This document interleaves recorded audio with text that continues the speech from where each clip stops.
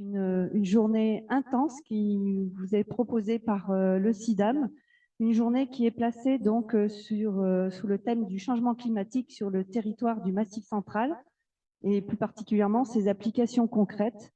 Comment sont utilisés les résultats d'AP3C concrètement sur le terrain pour s'adapter au changement climatique.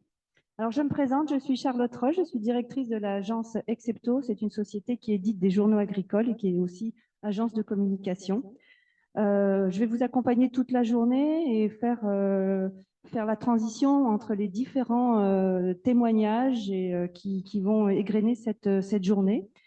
Le changement climatique, vous l'avez compris, va être au centre de toute cette matinée et de cet après-midi. On va avoir des présentations, on va avoir des témoignages, des projets, mais aussi des jeux. Donc, on va vous solliciter et puis vous réveiller un petit peu si jamais vous pensiez vous endormir. Il y a quelques recommandations que je vais vous faire en préambule. Je vous les ferai un petit peu toute la journée. D'abord, c'est l'utilisation du micro.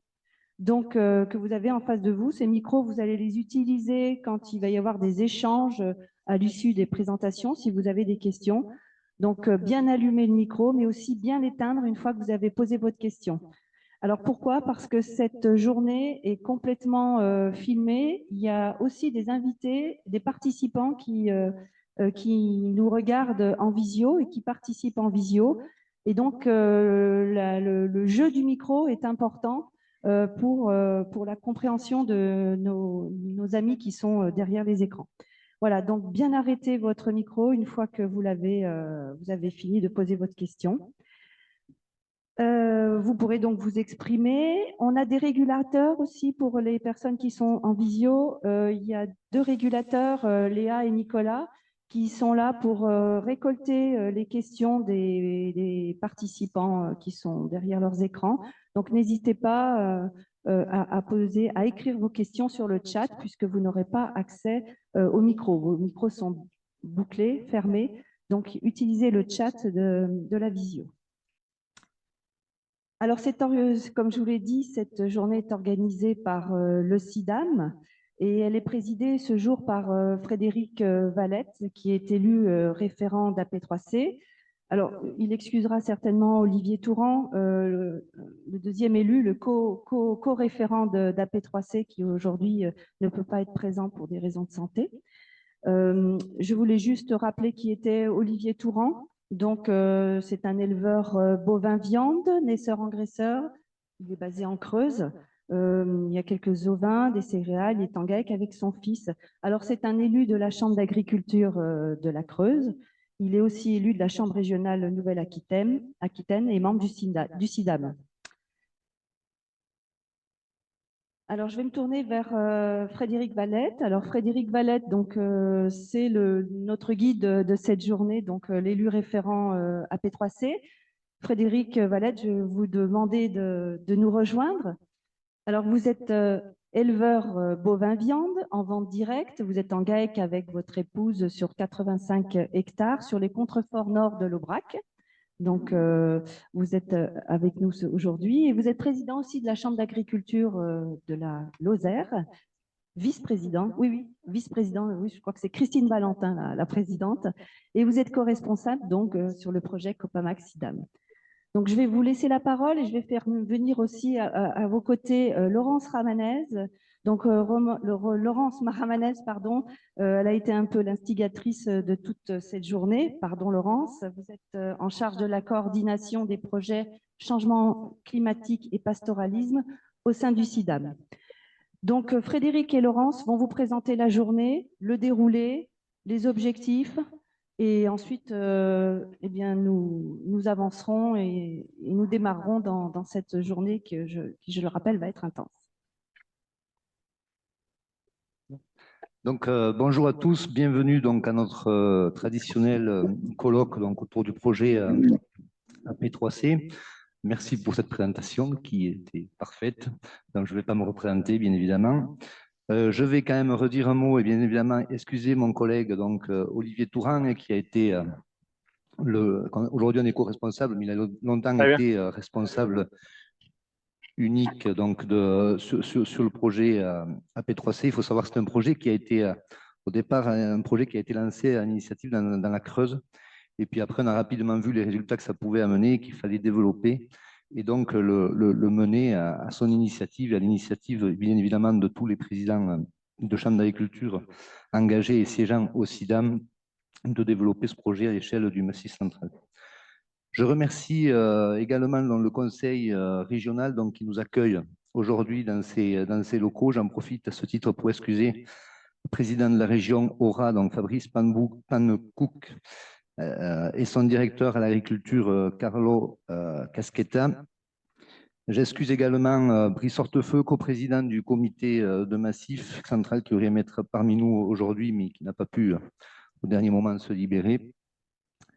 J'excuse le directeur régional d'agriculture et de la forêt Aura, M. Bruno Ferreira, mais qui est représenté donc par ses services. Et cet après-midi, c'est le directeur, monsieur le directeur adjoint, Jean-Marc Callois, qui clôturera les travaux. Et donc, ainsi que les présidents de conseils départementaux du Cantal et de la Saône-et-Loire, le président de l'Énagrin, les sénateurs Bernard Buis, Guillaume Gontard, voilà. Bon, après avoir excusé les excusés, donc il faut quand même remercier. Je renouvelle tous mes remerciements donc à la présence de nos partenaires et financeurs également. Donc, Monsieur le commissaire du Massif central, Paul-Henri Dupuis, donc qui est parmi nous, qui prendra la parole de suite après pour l'ouverture des travaux. Les représentants des conseillers régionaux Aura et Nouvelle-Aquitaine. Madame la sénatrice qui devrait être parmi nous cet après-midi ou qui est déjà là, donc Marion Canales, qui sera donc présente à partir de midi. Nous avons aussi les représentants des collectivités, notamment Monsieur Bruno Valadier, qui interviendra pour le Grand Clermont cet après-midi. Vous verrez que de plus ça va, de plus on travaille également avec les collectivités locales, et c'est très important puisque c'est ce qui fait qu'on va réussir de s'adapter dans le futur grâce à une ouverture et une ouverture très très forte au niveau des collectivités sociétales. Les établissements scolaires également aussi, on travaille beaucoup avec eux. MFR, le lycée agricole notamment de Lozère qui fera une intervention cet après-midi, VET-AgroSup avec qui on travaille également beaucoup, l'agence de l'eau, les PNR, parcs nationaux avec qui aussi on fait beaucoup d'interventions. Tous les chercheurs, et je sais qu'on a de très bonnes relations, INRA, les instituts, l'IDEL, les coopératives et syndicats de produits, l'INAO, aussi, il y a des gros enjeux au niveau des filières. Vous verrez qu'on fait beaucoup de travail aussi, l'adaptation des cahiers des charges aussi, ça c'est quelque chose qui revient régulièrement. Et derrière, si on veut maintenir nos filières, il faut c'est grâce à tous nos travaux qu'on arrive à amener des choses et pouvoir faire passer quelques adaptations nécessaires au maintien de nos filières. Les chambres d'agriculture, en particulier le réseau, celles qui participent au réseau AP3C. Et bien sûr, et ça c'est le plus important à mes yeux, tous les agriculteurs. Je ne vais pas citer, il y a beaucoup de monde à citer, excusez-moi, je ne peux pas citer tout le monde, mais il faut savoir que c'est un projet au départ qui a été une volonté d'avoir une démarche ascendante et non descendante. Donc c'est un projet qui a été porté par le monde agricole au départ, avec une volonté vraiment parce qu'on s'est rendu compte que le monde agricole a toujours su s'adapter. On a vécu beaucoup de moments difficiles, on a toujours su s'adapter, il y en aura d'autres. Le changement climatique, c'est un défi à relever. La société attend beaucoup du monde agricole, le consommateur. On est reconnu aujourd'hui sur notre travail et il y a un gros enjeu de maintien de toute notre économie derrière. Et je sais qu'on est énormément soutenu. Les derniers mois que l'on vient de passer a montré qu'il y avait un gros soutien sur l'agriculture française et en particulier l'agriculture de montagne. Et je pense que tous ces travaux, toutes ces phases à venir sur le projet AP3C montreront et donneront raison, et peut-être même à l'avenir, on pourra dire que le Massif central aura été une source un peu d'inspiration pour beaucoup de territoires. On parle beaucoup d'agriculture, notre agriculture basée sur l'herbe, on parle beaucoup de stockage carbone, tout ça c'est des enjeux, il va falloir répondre demain. Parce que réchauffement climatique, pas réchauffement climatique, dire il va faire plus chaud, il va moins pleuvoir, si on s'arrête là, on n'a rien fait. Il y a beaucoup de choses. Et nous, ce qu'on veut, c'est apporter vraiment une plus-value sur notre territoire, une plus-value économique, bien évidemment, puisque pour arriver à à trouver des solutions, c'est quand même le nerf de la guerre. Et c'est à ce titre que je remercie vraiment tous nos partenaires et nos partenaires financiers. Et je suis sûr qu'ils seront présents à nos côtés. J'y reviendrai un peu plus en conclusion en fin de journée pour voir un peu les perspectives à venir sur le projet AP3C. Mais voilà, sachez bien que les agriculteurs sont exclusivement membres de la société et au service de la société. Et la société leur rend bien. Et tous les témoignages qu'on a reçus ces derniers mois prouvent bien qu'on est sur la bonne voie et le Massif central en tête de liste. Voilà, donc après le déroulé de la journée, ça sera Laurence qui va le présenter. Bonjour à tous, donc, Laurence Romanaz, je suis coordinatrice du projet AP3C. Donc, bienvenue pour cette journée de travaux. Donc, je vais vous présenter rapidement le déroulé de la journée.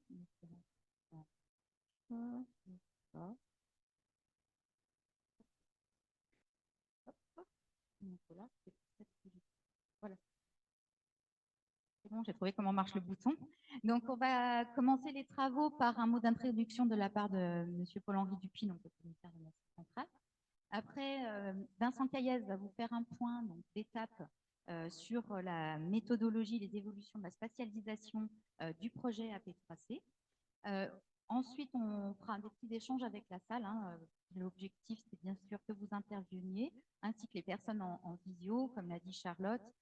N'hésitez pas, pour les personnes qui sont en visio, à écrire dans le chat, puisqu'on a des régulateurs qui sont là pour poser vos questions au fur et à mesure des échanges.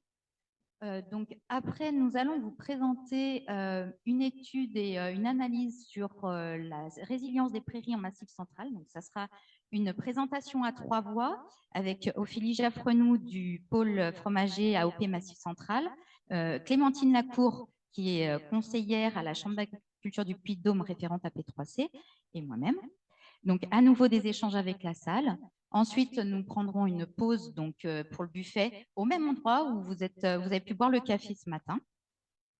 Voilà.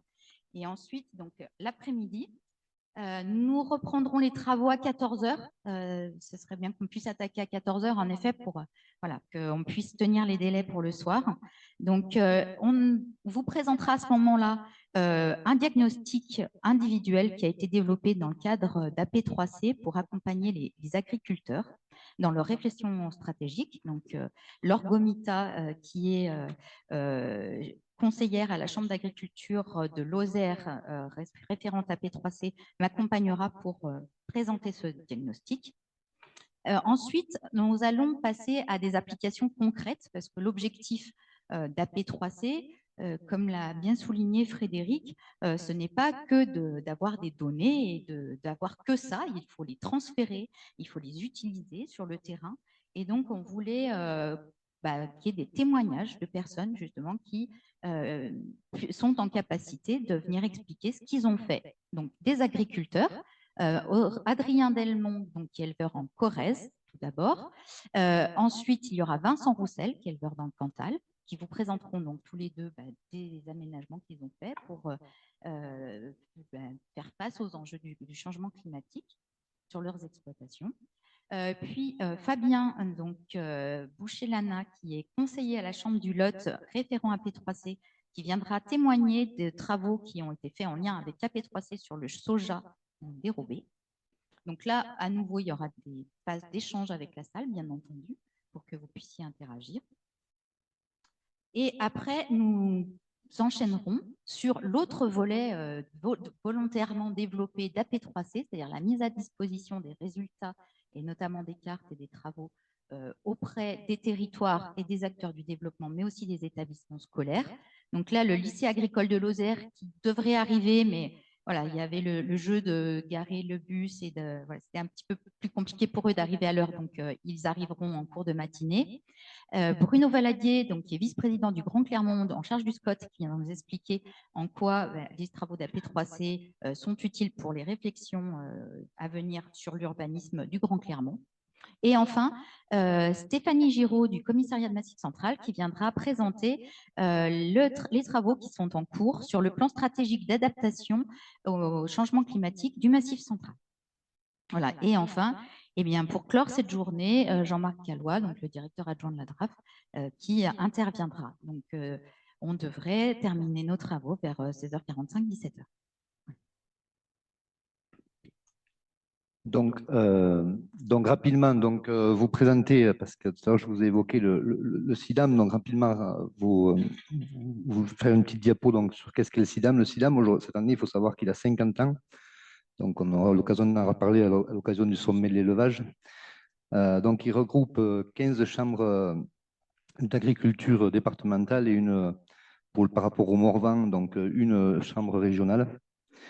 Il est présidé donc par Christine Valentin, donc, qui est présidente de la Chambre d'agriculture de Lozère.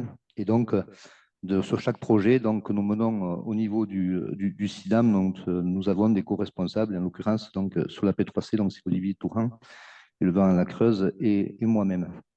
Donc, le SIDAM, il faut savoir qu'il a deux missions principales. Une mission d'abord d'observatoire, où on travaille beaucoup sur l'analyse et on a un gros travail de veille sur les politiques publiques et les perspectives économiques. Et bien évidemment, toute la partie développement durable des filières de Massif Central, dont fait partie AP3C, c'est tous les projets donc, que j'évoquais. Donc la P3C, donc, comme je vous l'ai dit, donc, il est né ce projet-là en 2015, donc constat qu'on subissait de plus en plus d'aléas climatiques et qui impactaient durement nos exploitations agricoles sur leur fonctionnement et qui pouvaient mettre en péril toute une filière. Et on sait à combien c'est important dans nos départements le monde agricole et combien de personnes en vivent. Donc il fallait absolument réagir et travailler là-dessus. Donc c'est un projet, comme je l'ai dit tout à l'heure, il est né surtout ça c'est très important, et pour les agriculteurs, pour qu'on puisse surtout être très actifs et avec des données qui sont de suite retombées à travers nos techniciens qui travaillent, et je salue d'ailleurs à ce titre tous les membres du comité technique des 11 chambres d'agriculture engagées sur ce projet. Donc on est très actifs aujourd'hui grâce à toutes ces données pour pouvoir répondre à des problématiques que subissent les agriculteurs sur ces thèmes-là. C'est quand même un projet, donc je l'ai dit tout à l'heure et je le redis, c'est de maintenir vraiment les exploitations.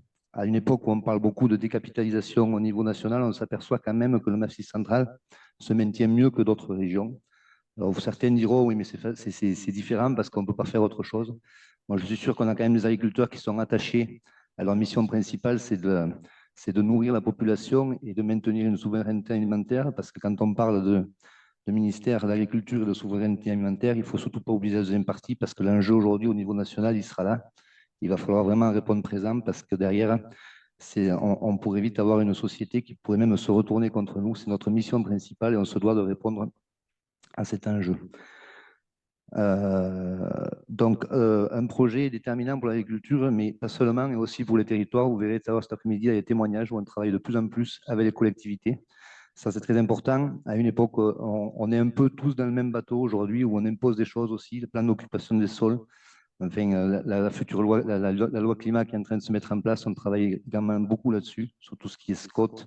Je sais qu'on a beaucoup de PETR aussi qui viennent vers nous, les communes, les conseils départementaux se rapprochent énormément de nous, on a beaucoup de demandes et ça sera vraiment dans la future phase du programme quelque chose d'essentiel pour intégrer, que ce projet soit vraiment global et qu'on puisse réussir tous ensemble. Donc, je l'ai dit tout à l'heure, c'est un projet donc, qui est piloté par le SIDAM en partenariat avec 11 chambres d'agriculture que vous voyez donc à l'écran représenté, et c'est qui collabore autour de ce projet. À l'échelle, donc on touche quand même 3 régions administratives, l'Occitanie, la Nouvelle-Aquitaine et bien évidemment la région Aura. Ensuite, 5 ans à moi. Donc voilà, oui, j'enchaîne du coup. Donc oui, ça je l'ai dit. Donc, c'était juste pour dire que c'était un projet qui était financé aussi, voilà, on n'a pas pu développer avec procès sans financement. Ah, mais bien sûr, j'ai remercié les financeurs également tout à l'heure, qui nous ont suivis sans faille depuis le départ de ce projet, et qui bien évidemment nous poussent aussi à répondre à des engagements, et que demain, on est sûr qu'on pourra continuer de répondre vu la demande qu'on a et l'ouverture surtout face à tout ce phénomène de société. Voilà, donc c'est un projet donc, qui a 5 approches, donc je vais te laisser présenter les approches du coup de ce projet. Juste pour revenir sur cette carte, en fait, Vincent Caillez reviendra sur la méthode tout à l'heure, mais c'était quand même important de vous montrer aujourd'hui l'étendue des travaux d'AP3C, puisqu'on parle de 11 chambres d'agriculture qui étaient à l'origine du projet. Mais il faut bien voir qu'aujourd'hui, on est sur une dimension qui est bien plus large. Et donc, les petits points bleus que vous voyez, ce sont les stations météo sur lesquelles s'est basé AP3C pour les travaux de projection. Je ne vais pas rentrer dans le travail de Vincent Caillez, il y reviendra, mais c'était aussi pour vous montrer le rectangle aujourd'hui auquel correspond l'ensemble des cartes du Massif central. Donc, en effet, AP3C, un projet avec 5 approches, une approche climatique, agronomique, système, territoire, filière. Alors, 5 approches pour répondre à des problématiques qui sont vues sur le terrain. Donc, déjà, comprendre les principales évolutions climatiques. Donc, ça, c'était la base des travaux. L'évolution climatique, passé et à venir, bien les comprendre. Donc, pour cela, il y a des indicateurs qui ont été développés, des indicateurs climatiques qui ont été aussi représentés sur des cartes. Mais là encore, Vincent Caillez reviendra dessus, puisque tous ces travaux se reposent sur les projections réalisées par le climatologue Vincent Caillez. Pour allier, voilà, on avait des données climatiques, mais après, pour les transposer aux agriculteurs et aux exploitations, il a fallu allier ces données à l'expertise des conseillers des chambres d'agriculture pour comprendre et analyser les impacts du changement climatique dans les exploitations et développer des indicateurs agroclimatiques et agropédoclimatiques. Donc là, on est à 37 indicateurs. Et pareil, sur les indicateurs agroclimatiques, on a développé des cartes, on en est au nombre de 333. Donc, pourquoi cela? Accompagner les agriculteurs. Donc, pour comment le faire? Il a fallu aussi faire des essais. On fait encore aujourd'hui des expérimentations, voir comment réagissent sur le terrain la théorie pour voir l'aspect pratique. Et ça, on vous le développera cet après-midi. On a aussi formé et accompagné, et on continue de faire, les acteurs de terrain, que ce soit les conseillers ou les agriculteurs, donc à AP3C, on les sensibilise au changement climatique, mais aussi aujourd'hui, on souhaite aller plus loin, donc pour les accompagner vraiment dans leur choix d'adaptation, donc ces agriculteurs, au changement climatique notamment, on présentera cet après-midi à travers un diagnostic individuel, donc pour aller au-delà de la sensibilisation collective qu'on a pu faire jusqu'à maintenant, mais pas uniquement, et travailler donc avec les filières, parce que les agriculteurs ne travaillent pas seuls, ils sont dans un système global, et les filières doivent aussi être intégrées et être sensibilisées au changement climatique. Et enfin, les territoires. Donc, à nouveau, cet après-midi, on vous présentera l'importance d'impliquer un maximum d'acteurs du développement du Massif central, que ce soit les acteurs administratifs, les collectivités, mais aussi l'ensemble des entreprises, et plusieurs interventions ont été réalisées à ce sujet par Vincent Caillez. Et enfin, pour pouvoir diffuser, transférer, on a créé des supports, bien entendu, donc des travaux qui sont des travaux internes aux chambres d'agriculture pour permettre d'accompagner les agriculteurs à travers notamment ce qu'on a appelé des scénarisations, pour voir le comportement de la théorie, on va dire, des indicateurs climatiques sur l'impact en 2050, notamment sur les exploitations et sur leurs économies. D'un point de vue économique, des cartes que va vous présenter Vincent qui ont évolué au cours des années, au fil des années, pour arriver à un niveau de précision qui est excellent, je pense qu'on peut le dire. Des plaquettes départementales, donc vous avez les flyers qui étaient à l'entrée, des petites plaquettes qui sont résumées sur l'évolution du changement climatique, que ce soit sur le Massif central ou les départements. Et nous avons développé aussi ce qu'on appelle les fiches culture. Donc, on a quelques échantillons pour chaque département où on est rentré plus dans le détail, voilà, avec l'impact vraiment en termes agronomiques sur les exploitations par département. Et puis après, vous retrouverez l'ensemble de ces documents sur le site internet, bien entendu, du CIDAM, sur la page AP3C. Tout est téléchargeable. Et puis, cet après-midi, on vous présentera donc le diagnostic et le plan d'action. Voilà, donc vous savez que quand on dit qu'on a été beaucoup plus dans la précision, on en arrive à un point aujourd'hui que nos conseillers chambre d'agriculture, et quand ils vont dans un élevage aujourd'hui, une exploitation, enfin élevage, exploitation plus globalement, on est capable d'arriver déjà, même en passant le palier de la porte de la ferme, avec un diagnostic déjà de fait pour l'exploitation sur les évolutions climatiques à venir. Et ça, c'est très important, c'est très apprécié. Ça, que ce soit de la part des éleveurs, mais aussi de nos agents. Quand même, quand on arrive et qu'on a déjà de la matière à donner, avoir de premiers rendez-vous à un agriculteur, ça, c'est très important. Voilà, donc charge à moi donc, de laisser la parole donc, à monsieur Paul-Henri Dupuis, donc commissaire du commissaire Massif Central, donc, qui va de nous faire le discours d'ouverture. Merci beaucoup. Un discours d'ouverture avec une séance qui est déjà bien ouverte. Bonjour à tous déjà, bienvenue dans ce colloque AP3C. J'avais aucun doute sur le taux de participation, mais je suis quand même très heureux de voir autant de personnes réunies dans cette salle. J'imagine qu'il y a aussi du monde en ligne. Ça illustre une croyance qu'on a eue depuis le début au niveau du partenariat Massif Central par rapport à ce projet. C'est un beau projet. Voilà, il mobilise aujourd'hui. J'espère qu'il mobilisera encore plus demain. Et ça va être le sens de tout mon propos. Alors pourquoi c'est un beau projet pour nous, partenariat Massif Central? Quand je dis partenariat Massif Central, c'est l'État que je représente avec la DRAF qui gère tout le volet agricole des politiques de massif. Donc le partenariat Massif Central, donc l'État et les régions. Donc il y a des représentants de la région Auvergne-Rhône-Alpes aujourd'hui dans la salle, mais le Massif Central, c'est aussi Bourgogne-Franche-Comté, Nouvelle-Aquitaine et Occitanie, qui sont des partenaires financiers de l'ensemble.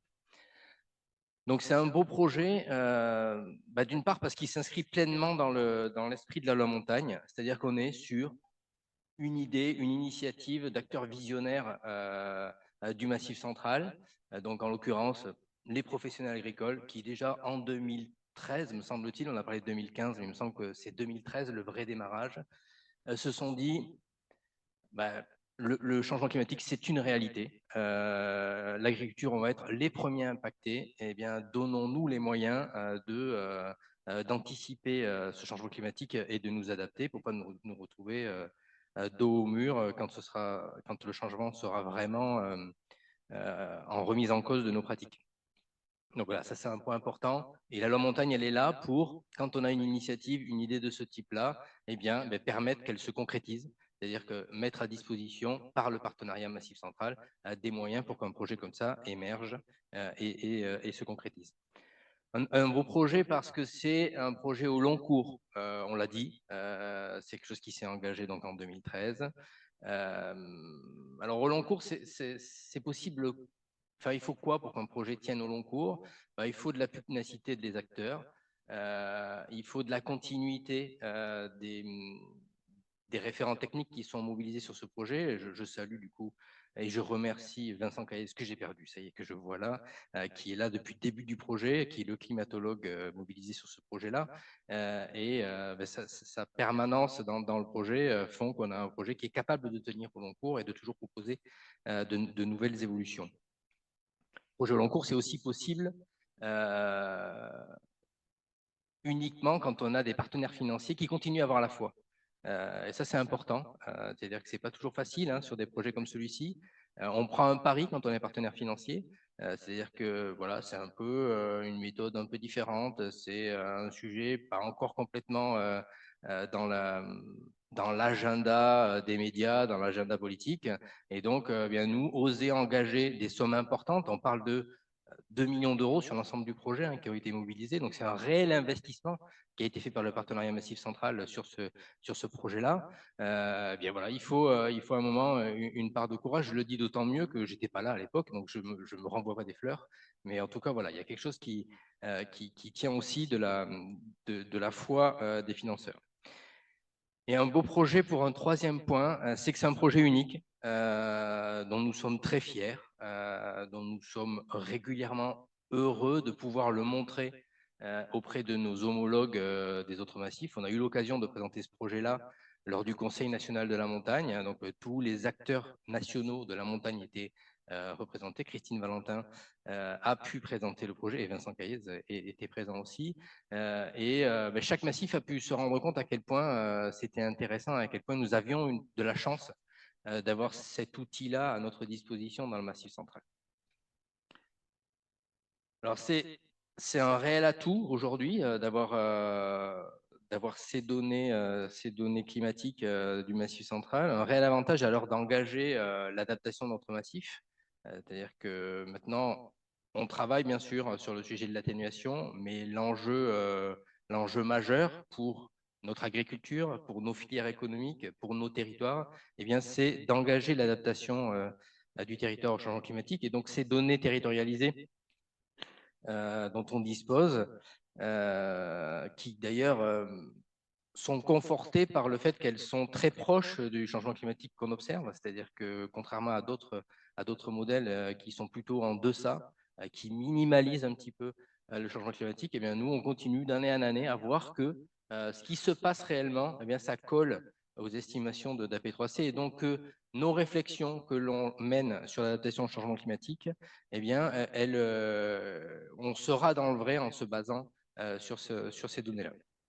Alors, le comité de massif, donc, qui est l'instance de gouvernance du Massif central, écrit en ce moment son plan stratégique d'adaptation au changement climatique, comme tous les massifs, mais avec encore une fois un avantage, c'est qu'on dispose justement de ces données cartographiées du massif qui nous permettent bien d'asseoir la réflexion et de faciliter la prise de conscience, de faciliter l'évaluation des impacts que l'on aura sur l'agriculture et sur tous les autres pans d'activités ou de modes de vie qui font vivre notre massif central. L'enjeu aujourd'hui, maintenant qu'on a ce bel outil, maintenant que le partenariat Massif central a fortement investi pour doter le massif de cet outil-là, eh bien, c'est de diffuser, de massifier diffuser les données, massifier l'emparement des pistes d'adaptation.